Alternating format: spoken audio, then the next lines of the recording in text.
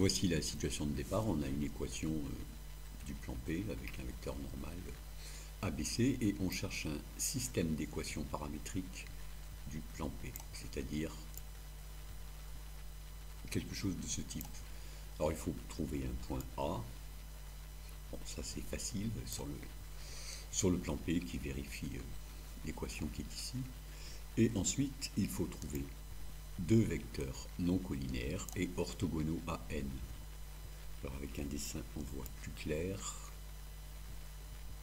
Voilà, il faut trouver des vecteurs comme ceci. Et à ce moment-là, on aura bien un système d'équations paramétriques de P. Alors une façon qui n'est pas très bonne est de dire chercher directement ces vecteurs ici orthogonaux. Alors par exemple, si A ne vaut pas 0, on peut vérifier avec le vecteur n ici, on trouve facilement des vecteurs orthogonaux à n. Alors en voici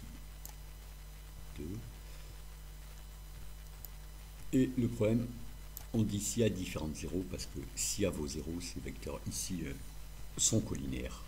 Donc il y a un deuxième cas à regarder, c'est celui-ci. Voilà, où le vecteur V est un peu différent. Mais en fait, ceci n'est vraiment pas la bonne façon. Voilà, ici on a trouvé des vecteurs non collinaires et orthogonaux à n directement, mais ce n'est pas adroit du tout. La bonne façon serait plutôt de dire on prend un point A sur P, et de même on prend B et C sur P. Bon, c'est facile, on a une équation de P. Ici, alors par exemple, on prend x égale 0 et y égale 0. On trouve z si petit c ne vaut pas 0. Enfin bref, c'est très facile. Mais il faut être certain quand même que A, B et C ne sont pas alignés, bien sûr.